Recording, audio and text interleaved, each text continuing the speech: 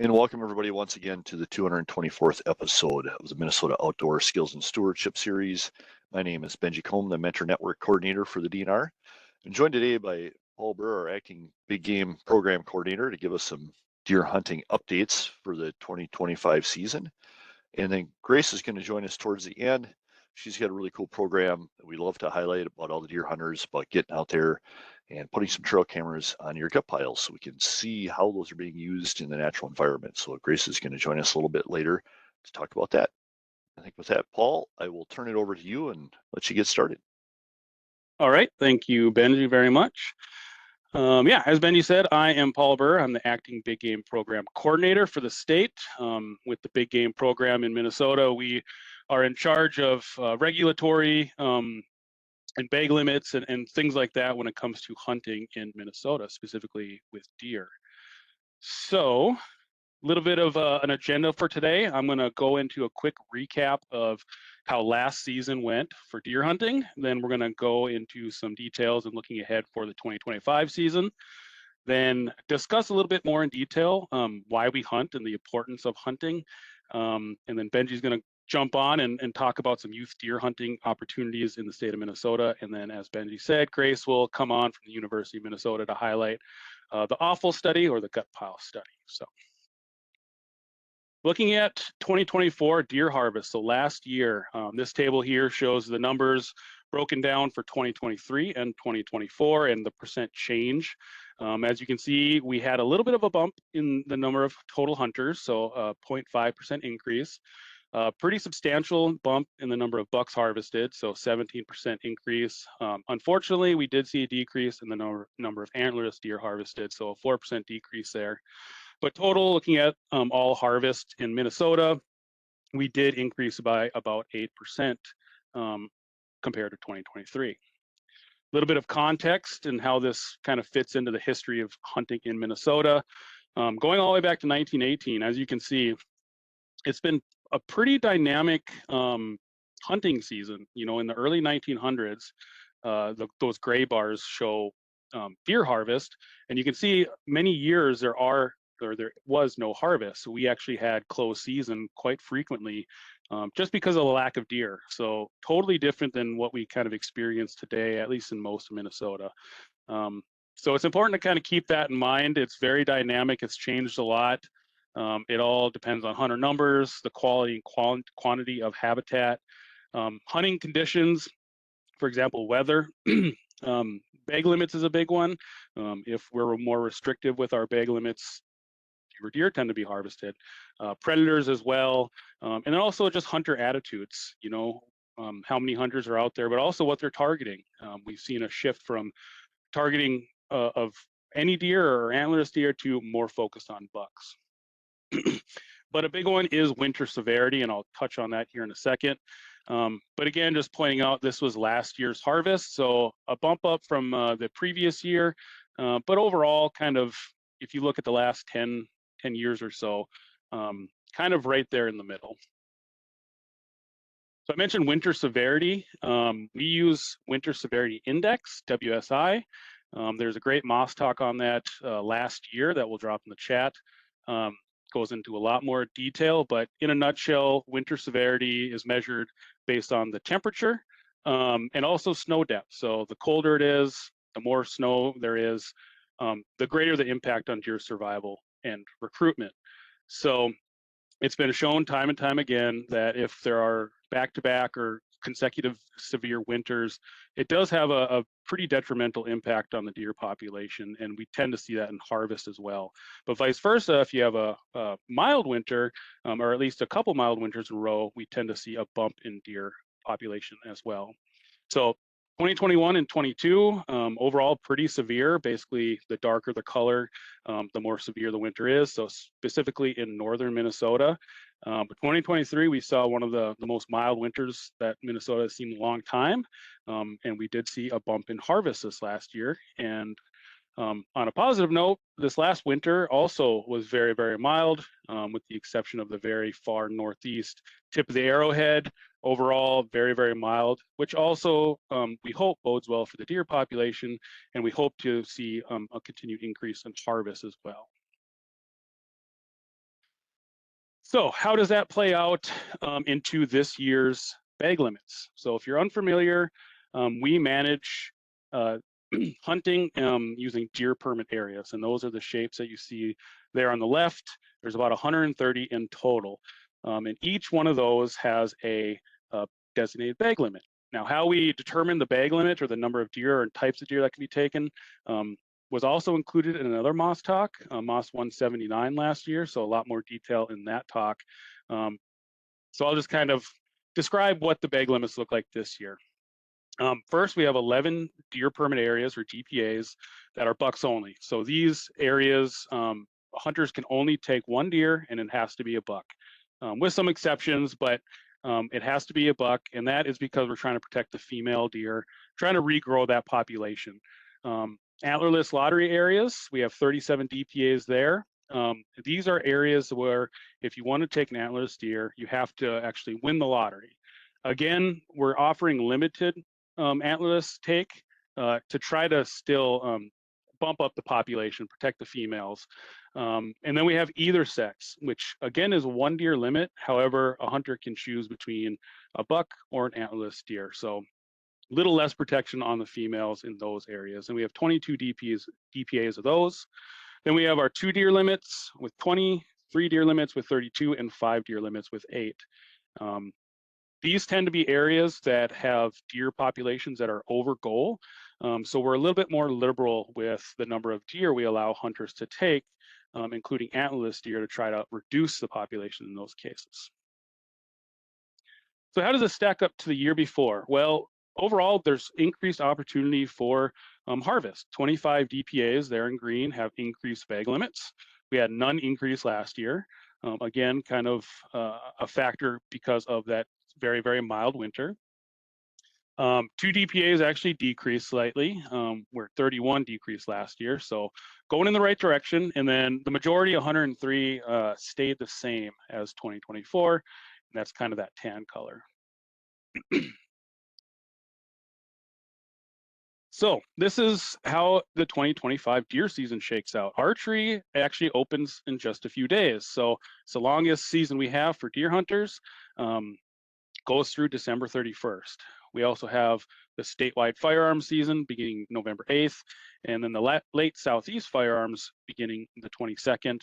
And there's a whole other myriad of options as far as deer hunting goes, including muzzleloader, the early youth season and early antlerless season, depending on where you're hunting. And then also in certain areas, we had the late CWD season. This is something I make a note of to highlight whenever I can, because I don't think it's utilized enough, or maybe not as many hunters know about it. But we have on our website a deer interactive map, and we'll link to that in the chat as well. This is a mapping tool that we have that covers the entire state. It shows all sorts of information from waterways to public land. And it's just a great resource if you're curious about more information in an area, specifically when it comes to deer hunting. So for example, let's say you hunt 156, you can navigate to that on the interactive map, click on that DPA, and then follow the DPA details. And you're provided with a whole slew of great information, from kind of a description of the area, who manages it, the breakout of the land, and then also the previous year's harvest, the hunter success rate, and winter, and all sorts of great information that I highly encourage folks to check out if they're hunting an area. So as far as what's new for this deer season, as far as rules and regs, there's not really much change going on, which is always great. It reduces complexity and confusion. There's just a couple things I do want to point out. That's the B season license being eliminated and the change to DPA 183. However, there are some other smaller changes that I just won't go into in this talk. So I encourage you to check out the rules and regs book, specifically that new for 2025 on page 12. So to start with the B season license being eliminated, previously we had 2 seasons and 2 licenses. We had the A season along with A license and the B season along with the B license. And the B season, as you can see there on the right, that's what that's what our book used to look like. The late Southeast B season was only open to DPAs in the Southeast that started with 3, so in the 300 series. So if you hunted in the 300 series, you had to choose. Did you want to hunt the earlier A season or the later B season? You had to pick one or the other as far as firearms goes, but you couldn't hunt both. However, when CWD came around in some of these areas in the Southeast, to encourage additional harvest, we made the change that, well, if you're in a CWD area, a 600 series, you could hunt both that A season and that B season with one license. You didn't have to buy one or the other. You could hunt both of them, both season with one license. Well, unfortunately, here are the DPAs in the Southeast. Almost all of the former 300 series are now disease management zones. So most of them begin with a 6. The only 2 remaining DPAs in the 300 series are 338, 341, and those are the only 2 permit areas that the B license is relevant anymore. Those hunters still have to choose between the A season and the B season, where all the rest of the DPAs can just hunt both with one license. So to be consistent within an area and to kind of reduce confusion, it only made sense to get rid of the need for a B license and just say there's one license for everything, and if the season's open, you can hunt it. So we asked hunters in DPA 338 and 341 if they were up for the change, and overwhelmingly they were. About 80% supported the change. So this year there is only one license. The seasons and the dates haven't changed, but the need for the second license has. So kind of how this all shakes out is there's now only one firearms license, and that's called the statewide firearms license. You can see the seasons there, the 2 seasons still. The first one that begins November 8th, and then the second one, the late Southeast Firearms, begins November 22nd. As long as you have a firearms license and you are in a DPA that's open, that are listed there, you can hunt either with that one license. The other change I wanted to point out is DPA 183 up by the Duluth area. This was prompted by public request to split this DPA, primarily due to land ownership and how it's laid out. So the west side of this DPA, what will become 153, or what has become 153, is mostly private land. And the east side of 183, which is now 154, is mostly public land. And it's tricky to manage hunters and deer when there's such a discrepancy in land ownership. So it made sense to split this in half. And again, we did surveys on hunters that hunted this area, and a little over 50% supported the change. So that is change moving this season. So if you hunt 183, just be aware of that to make sure where you fall in the 153 or 154 DPAs. A few kind of reminders and looking ahead. All special hunts this year are now online. They used to be in the regs book, so if you're used to finding them in the regs book, you might be surprised. You'll just have to check our website on that. Crossbows are still allowed this year. For anyone that has an archery license, they can use a crossbow during the archery season. The shotgun zone has been repealed, but that will not take effect until January 1st. So just be aware it's not going to impact this year, but there will be some changes in 2026. There's a little side note that goes along with this, that counties within the current shotgun zone now will have the authority to restrict firearm use following some sort of public hearing. So if you're concerned or really interested in what's going to happen in your county and you hunt the shotgun zone, I would encourage you to contact county officials. And then, of course, we have CWD, or chronic wasting disease, testing requirements and carcass movement restrictions. And I'm going to kind of briefly touch on the highlights of these, just what you need to be aware of as hunters. But we did have a CWD webinar a couple weeks ago where they went into great detail on what CWD is and how we manage it in the state. Again, I'm going to hit sort of the highlights here, but chronic wasting disease impacts deer in Minnesota and many states throughout the US, and it is always fatal. So monitoring and testing for it is very important. We have 3 new management areas, or 17 in total now, and the new areas are 601, 666, and 671. So just be aware if you hunt those areas. Management areas are where a CWD positive deer has been confirmed. We also have 7 surveillance areas, kind of highlighted there and circled. These are areas that are just close to positive deer, so we want to be doing some testing to make sure that there might not be more positive deer close proximity to those already known positive deer. So as far as testing goes in these areas, so the management zones in yellow, the gray are surveillance. Any deer harvested during opening firearms weekend, so November 8th and 9th, have got to be tested, at least if they're 1 year of age or older. So fawns don't need to be tested. So be aware of that, especially these new areas. If you're hunting opening weekend and harvest a deer, you have to get your deer tested. We will have staff stations and self-service stations kind of scattered throughout, and those are listed online and in the regs book as well, so you can find the closest one to you.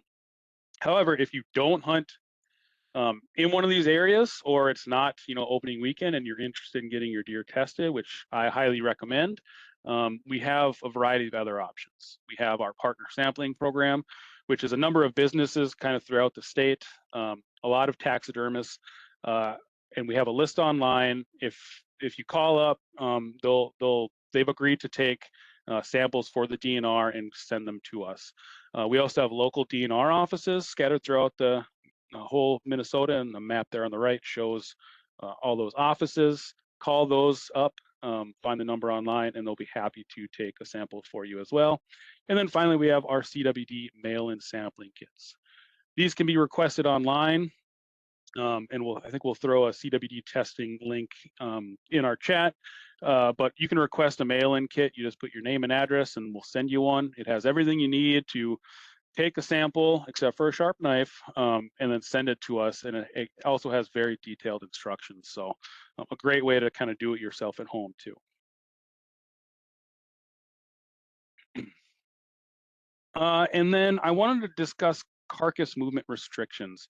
So the yellow areas are those management zones that I brought up in a previous slide, and that each one is surrounded by that kind of thick red border, and that's our carcass movement restriction boundary. A deer carcass, specifically the head and the spine, cannot be taken outside of these zones unless you have a negative CWD test for that deer. So keep that in mind, especially in the new areas. I do want to kind of highlight maybe a misconception. For example, if you hunt 644 and you harvest a deer and you want to travel to 645 because that's where you live, that is totally fine. Even though you're going from one DPA to a different DPA, you're not leaving that larger red boundary carcass movement restriction. You can go from DPA to DPA as long as you're not leaving that red boundary. All right, so that's all I had for this season. Now I want to talk a little bit about the importance of hunting. First of all, why do we hunt? There's a lot of good reasons. I would argue that connecting with nature is one of the biggest ones, just being outside. It's a great time to enjoy just nature. But it's also part of tradition. For a lot of us, it's a tradition that goes back a long time. It's a great time to be with friends, family, and just to get out into the woods. There's also the food source aspect, right? Venison is a great source of protein. All good reasons why we continue to hunt deer. As a population manager, hunting is probably the best way we can go about controlling any kind of wildlife population that's hunted, but especially deer. So it's a great population management tool. And it's really how we go about trying to regulate the number of deer in a DPA.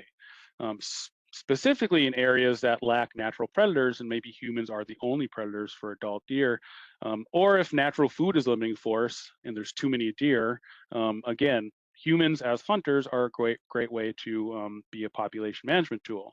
So in areas that might not have very many deer, we tend to be a little more restrictive on what we allow to take and how many. But vice versa, if there's too many deer, then we tend to up our bag limits and let hunters take more to hopefully bump that population down. So it's really a juggling game between minimizing the bad, for example, habitat degradation, wildlife disease concerns if there's too many deer. Human wildlife conflict is a big one. Deer in the right abundance, in the right environment, can do a lot of damage to agriculture fields. They can also do damage to residential areas.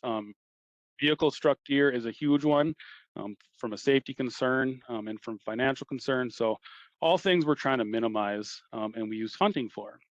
But at the same time, we want to maximize the good stuff. So stakeholder satisfaction. People like to see deer, view deer, be around deer, and of course, our hunters like a good, successful deer hunt as well. And one thing that people might not think about or think much about is just how much hunting plays into funding conservation. The license dollars that we get and the equipment that we use to hunt, a lot of that or most of that gets fed right back into conservation, which is so important for natural resources. So we have Pittman-Robertson Act, which is federal funds that come from various hunting equipment sales, but license sales is one of the ultimate big ones as far as putting money into the pot to allow wildlife and area and natural resource managers to do the work that they do. For example, prairie restoration, tree clearing, burning, things of that nature. All or mostly is funded by a lot of these funds that come in. So Minnesota has what we call the Game and Fish Fund. It's in general a way to conserve and manage Minnesota's natural resources. And a lot of what's in this fund comes from license sales. So that figure there at the bottom shows for every $1 in the fund, about 48 cents comes from the sales of license. And that's all licenses. It's not just deer, but all hunting and fishing licenses. So a lot of money comes in for this work from license sales. And last fiscal year, it was about $140 million total in the fund. So that means about 67 million came from license sales. So obviously we're talking about a lot of money to do a lot of great work for natural resources, specifically for kind of deer. There's a lot of management programs that get funded through the Game and Fish Fund. Habitat improvement is a big one. Wildlife health as well, along with monitoring and research.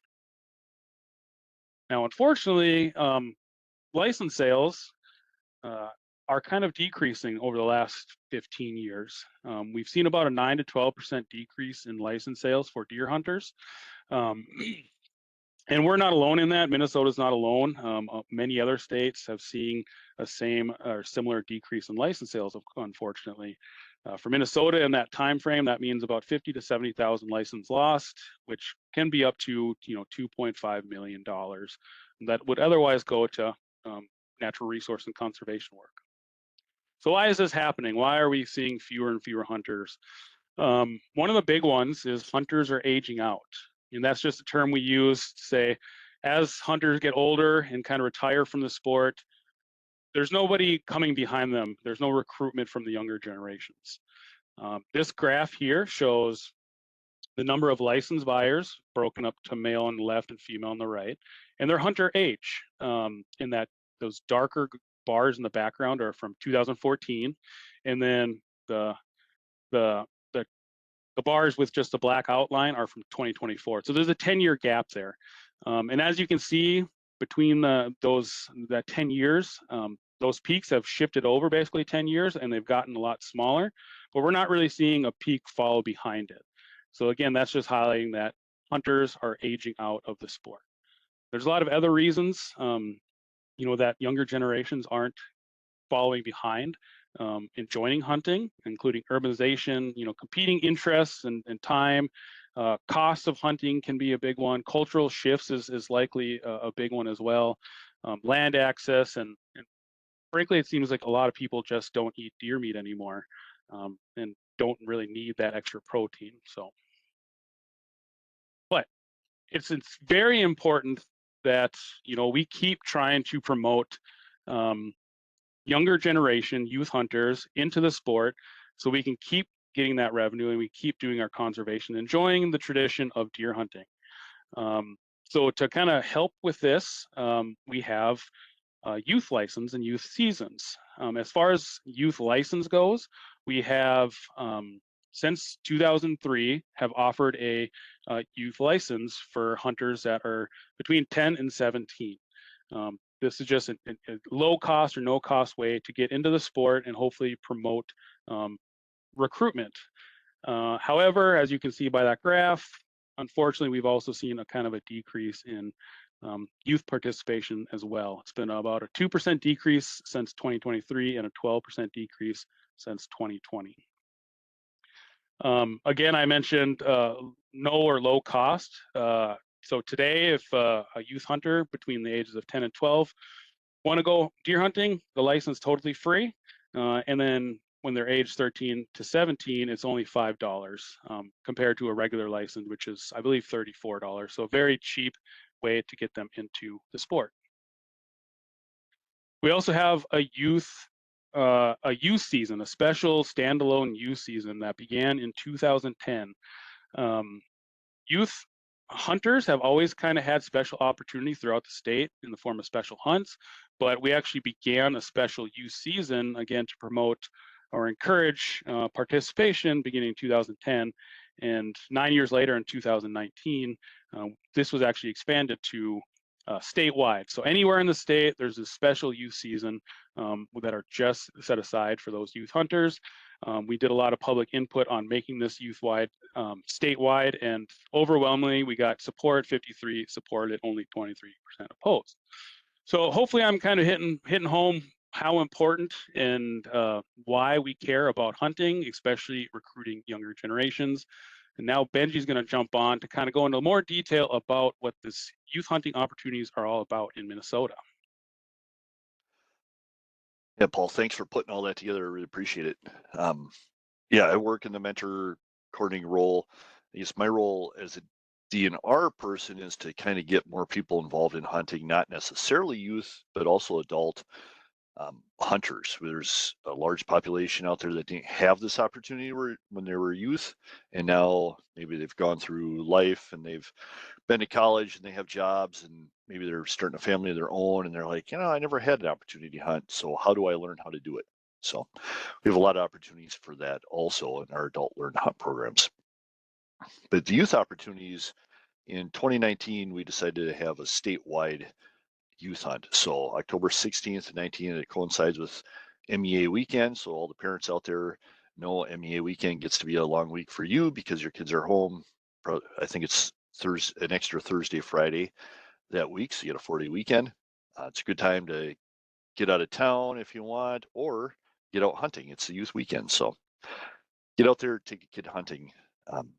Like Paul was saying, it's low cost or free.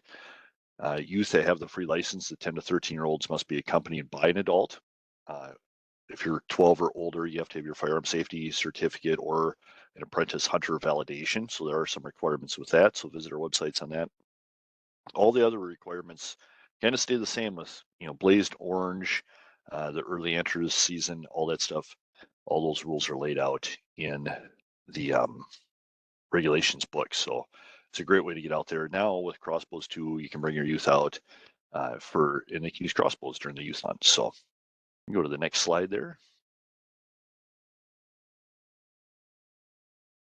So, like I said, it's open statewide. The bag limit is one deer either sex. If the youth is hunting in an early antlerless area, he or she may take up to 3 antlerless deer with the correct licenses. So make sure you pay attention to those licenses. You can buy damage permits and CWD permits, early antlerless permits. There's all these extra licenses you can get, so make sure you pay attention to those. With just the statewide license, it's 1 deer limit either sex. Paul, do you have something to add to that, or? Nope, sorry about that. I distracted you. No problem. Legal bucks, they must be tagged with youth firearm license. Bonus tags are not. A lot of those, like I said, you can get bonus tags in several areas of the state. And then party hunting is not allowed during the youth season. So the DPA designation for the youth season are the same as the firearm season. So if you're hunting in a bucks only permit or a or a 1 deer either sex limit. You still have to abide by that. You can't use your bonus tags for that. So pay attention to where you are hunting and the rules for that. So I think I got one more slide on there. The disease management areas, the 600 series, we talked a little bit about that. It's a great place to go to get some extra meat for your freezer if you're looking. I think, yeah, most of this is in the regulations book, so I don't need to read all this, but the important part is just getting youth out there. The nice thing about having this early youth season is you don't have the pressure of there's about 500,000 of your best friends out in the woods at the same time. So you can get out there. It's a great way. You know, as a parent myself, I love getting out with my daughters. You know, one of them's big into archery hunting, so we're out there a little earlier in the season, coming up this weekend. But just getting out there and looking, like I love watching the turkeys in the fall and figure out my fall turkey hunts. Getting out there and try to figure out some deer movements so I can, get ready for my season. It's a great way to get out there a little bit early and spend some quality time that's really focused on the youth of the state. So I think I got one more slide on there with a list of, there we go. We have some other youth options. Also, I really like these special youth firearms hunts. You usually have to apply for the lottery. So you have to do that before August 15th. I know the lottery's over with. But like Paul was saying, our numbers keep declining in the state of Minnesota, and we have several state parks that have management issues. That's the reason they open these parks up for this youth hunt. It's just one more way to get in there and promote hunting and help manage their deer population. So all these listed, Lake Bemidji, Lake Bronson, Lake Chetek, Minneopa, St. Croix State Park, Savannah, and Zipple Bay, all still have openings for their youth season, and the corresponding dates are listed there. So if you are interested and have the ability and desire to travel to someplace, maybe not right next to your house, these are great opportunities. I hunt St. Croix State Park. Up there, we do an adult learn to hunt there in that park also. It's great. Camping facilities are there, so I can bring a tent or a camper up and kind of get like the out west experience if you're doing a big game hunt out west where you're camping out. You can go out and hunt in the morning, hunt in the afternoon, come back to camp when you want. It's really, I mean, that's a pretty special 3 or 4 day hunt that you can do in a state park with facilities there. So it's really a cool opportunity. So the youth archery hunt also, we do a big one at Camp Ripley every year. There is room there. That is October 10th. You can find more information than that on our website. Again, that's a lottery hunt, but the lottery's closed, but they still do have room. So please, if you're interested, reach out to the contact there. You can find that on the website. There's also, Paul mentioned the management is one of the big reasons we need to keep hunters active and out there in the field. There's 26 additional archery hunts. They all have their own rules and regulations and deadlines. So please visit that website. There's a lot of cities that have areas that don't necessarily promote firearm use, but an archery hunt, and especially a youth archery hunt, is a great way to get in there and manage deers in some of the larger city parks and stuff. So there's cities across the state that have availability to do that. There's about 26 archery hunts across the state. Like I said, they have their own registration rules, deadlines, and if there's any orientation or anything. So visit our website, look at those. There's contact information on there. But get out there, enjoy the fall season. It's a great time of year. People in Minnesota love it. Enjoy the last part before winter sets in. Hopefully you can spend some quality time with, if it's not a youth, bring somebody else out hunting with you. So friend, neighbor, whoever wants to learn, it's a great time to really connect and bond over a great activity and maybe make some lifelong friends and lifelong memories. So anything else to add to that, Paul? I think that was the last slide I had. No, well said, Benji. Yeah, we just can't encourage enough to. I know I try to take new people out as often as I can, whether it's family or just people I meet or friends. So, and when you do take someone out and you do harvest a deer, you have a great opportunity to participate in a research project. Grace, if you're on, now's your time. Yeah, great. Thank you. My name is Grace Milanowski. I am the coordinator of the Awful Wildlife Watching Project with the University of Minnesota Extension. And yeah, we're very grateful to join these deer webinars to tell people about our research and how they can get involved. So in case awful is an unfamiliar word to folks, which it often is, it refers to the discarded parts of a butchered animal. So offal is another word for the gut piles that are left behind whenever an animal is hunted and harvested. And our research question is really basic. We are just trying to understand how those discarded guts fit into wildlife food webs in Minnesota. So field dressing a deer and gutting it is a normal and accepted part of deer hunting. And then leaving those guts behind is also normal and accepted. But it equates to about millions of pounds of really nutritious food on the landscape that other wildlife benefits from. And the way that we collect data about offal is asking hunters to join us. So this is participatory research, and we wouldn't be able to do our research without deer hunters' help. So we are looking for hunters who would be willing and able to set trail cameras on the gut piles after they produce one. So we want you to hunt as you normally do, clean your deer as you normally do, and then set up a camera on the gut pile immediately after it's produced, and then leave the camera up for 1 complete month. And we know that guts disappear usually before the 1 month mark. That the 1 month mark allows us to standardize our research, and also we're curious what happens after all the visible remains are gone, or what happens in different weather conditions, things like that. There are some brief data forms to fill out throughout the process. So we want you to register. We want you to tell us about your hunt and how the camera was set up, and then let us know when you retrieve your camera. Those are all forms found on our research website. And then send us the images after you've collected scavenger photos for a month.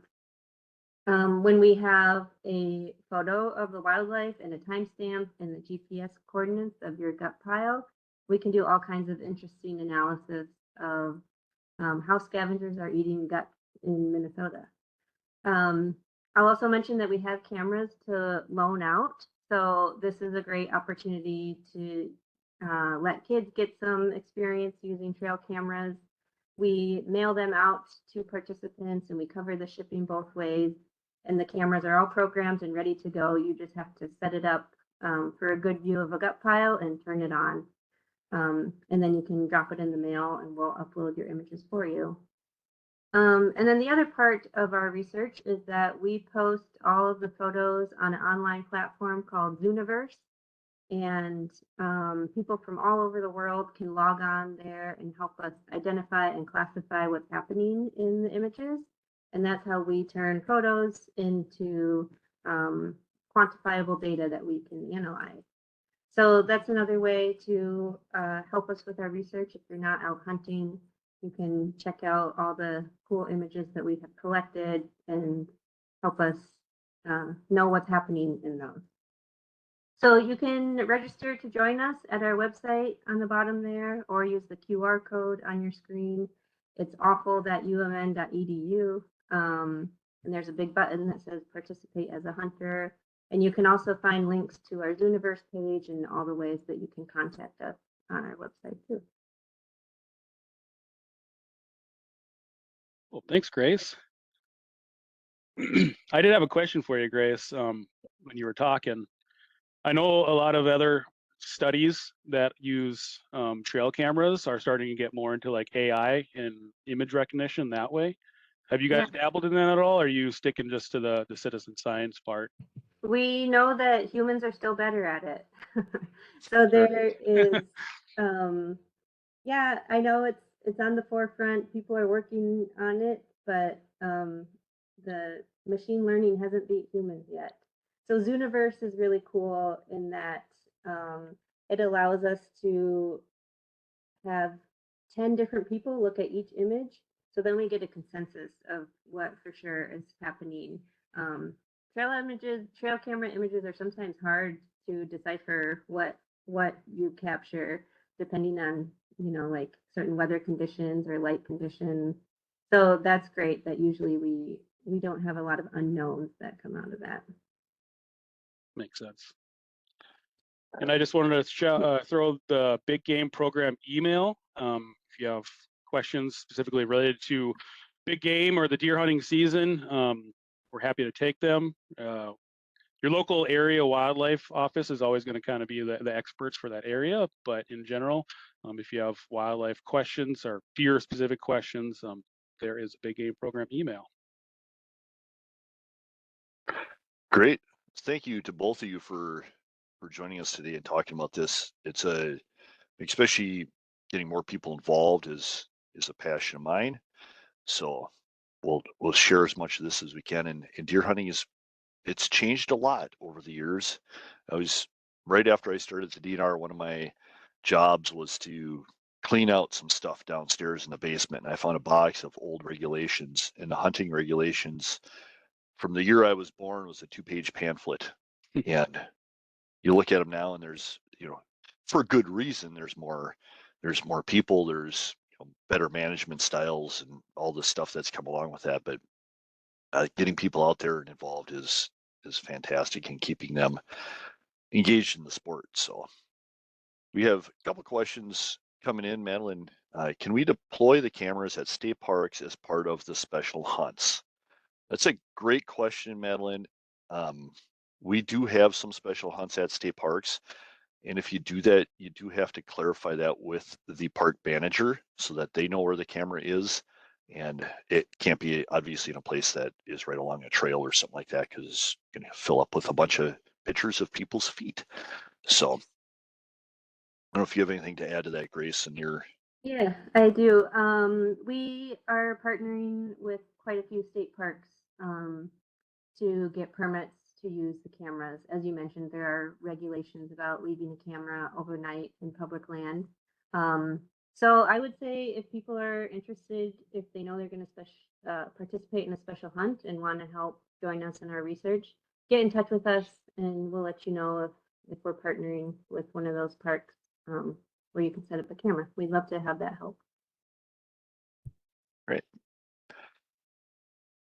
Madeline says she usually hunts in Lake Bemidji State Parks. I don't know if that's a park that you partner with, Grace? I don't think they're on our list yet. I could double check. Okay. And Paul, you might have to help me with this one. Madeline wrote into the potential changes to the licensing purchasing system, the ELS system. Is there a plan to allow the user to select for a special lottery hunt and a doe lottery ticket? I am not familiar with that. I've not been part of that project. I'm sure there will be, but I don't know if you have any other information on that. Yeah, so how our current ELS system works is when you buy your license, you put in for a lottery. If you're going to hunt a lottery DPA, you buy your license, you put in for that lottery. You're not then able to also put in for a special hunt. It's got to be one or the other, which is unfortunate, but it's just kind of how our current system works. We do have a new ELS system coming, and that is our plan. I don't know if it'll be, the first season's out, but we definitely want to make that change where a hunter can apply for both a lottery area, lottery DPA, and also a special hunt. So, yep, a good change that's coming. Great. Bill's got a question for you, Grace. Because he's anticipating getting some good pictures, I'm guessing. He wants to download the camera pictures before sending them back to you. Is that a possibility? Yeah, absolutely. We want to share all of our results with the people that help us collect data. So, yeah, we definitely allow people to look at their photos. We encourage that. We use Google Drive to transfer photos. So if people don't want to bother with the upload process, they can drop the camera in the mail and I will do it and then just send them a link of all their photos to view. But yeah, we have a project newsletter that we send out with results, and we also post analysis and results that we have on our website. So we're very grateful for all the participants who help us collect data, and we definitely want to share what we're finding because it wouldn't be possible without them. Great, thank you for that information. I don't see any other questions. If anybody does have another question, please put that in the Q&A there. I was just thinking, I'm being the bad dad here. We have the youth waterfowl hunt that starts this weekend. My daughter's going to be out hunting, and I got to go buy a license. So, have either of you been out and bought your hunting license yet this year? No, I'm about to go buy my archery license. So I like most hunters, kind of waste towards the last minute. That's usually when we see the spike in license sales. Yeah, as long as you just got to make sure you buy it at least the day before. Just a reminder for everybody. Can't buy it the same day for hunting license. I will be there tomorrow to do that. I guess I'll write myself a note to buy her waterfall license, to get the archery license and stuff settled down too. So, yeah, Benji, like you said. Oh, go ahead, Paul. I was going to say, not to put you on the spot, but do you happen to have an idea, or you remember about how many adult learn to hunt classes there are? Out of curiosity, I'm not even sure how many we've got going on. It's a change this year with some of our staffing issues we've had. This year we are doing an adult pheasant hunt, a female-only pheasant hunt. We're doing an adult learn to hunt down in the southeast Minnesota in the shotgun zone down there. Eagle Bluff is running that for us. And we're doing a archery crossbow hunt in the metro area. So those hunts, unfortunately, I love to promote those more. If you are interested as an adult to learn to hunt, please reach out to me and I will get you on the list. Those hunts have already filled up. Both the pheasant hunt and the archery hunt have already started. Our third hunt this year, we are taking like level 2 people, so people that have gone through our adult learn to hunt program before and either haven't been successful or still feel like they would like to have somebody around, nearby to help. Should they get a deer, to help drag it out, gut it, do that process. So that hunt also, we had almost 20 participants in that one. We had to split that into 2 state parks hunts that we have aside. Typically, we like to do 3 or 4 adult learn to hunt programs per year. We try to do those outside of the regular season, just so it gives our mentors a chance to get out pre-season and still have their deer season open for what they want to do and how they want to mentor. And it also gives our mentors an opportunity to hunt early, take what they learn, and take that out into the field for the regular season also. So, so far it's been a pretty successful program and really great participants. So. Oh, Brian has a question in here. Mention the increase in the law book, the rule book, I guess. I understand times have changed and the dealers talk about a way to limit the amount of rules in the rule book. I talked to many people, it keeps them away from wanting to start to hunt. Both adults and youth have provided that feedback. I don't know, Paul, what you want to add to that? I think our rule simplification has been talked about. I know we were watching, I forget, I was talking to Nate Huck about the simplification they did in South Dakota on duck hunting, just making a broad limit for ducks out there. I know the state of Minnesota has looked into some of those, but I don't know any deadlines or more information on that. I'm sorry, I'm just I'm looking at the question again to make sure.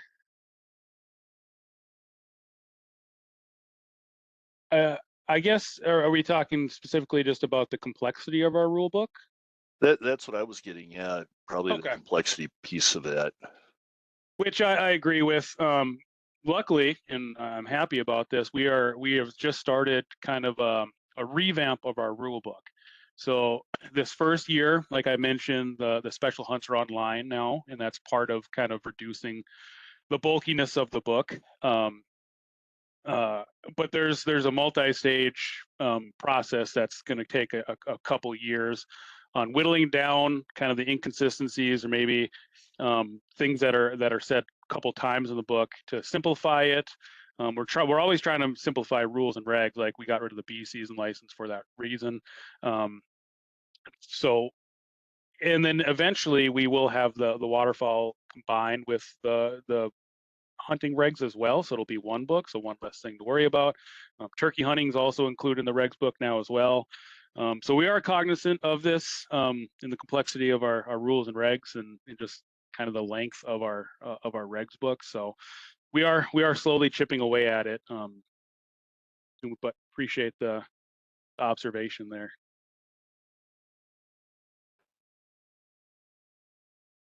Yeah, it's one of those things both on the fishing side and the hunting side. We're trying to redesign and simplify those rules and regulations all the time. So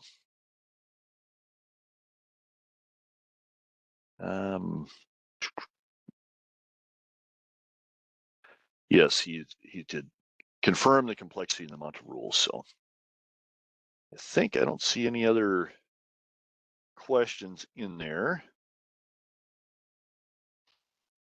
So I guess if anybody has any last comments, I want to say, youth season is coming up. The special hunts are coming up. If you have the opportunity to get out there with either a youth that belongs to you or trusted friends and family, nieces, nephews that want to send their kid out, entertain that thought. It is a great thing to do. It's a lot of fun. I've hunted with a lot of people from different backgrounds, and I'm always learning something new. It's entertaining, and it's fun to learn about different uses of stuff and different populations also. So get out there. I hope everybody has a great and safe hunting season. Thanks to both Paul and Grace for joining us today. I really appreciate you sharing your information. Thanks, Benji. You're welcome. I think next in 2 weeks, we're going to talk about shell lake management for waterfall. So all those that want to get into waterfall hunting, join us in a couple weeks here for episode 225. With that, have a safe weekend. Get outside, enjoy the great outdoors. It sounds like it's going to be a beautiful weekend in Minnesota, and we'll see everybody next time.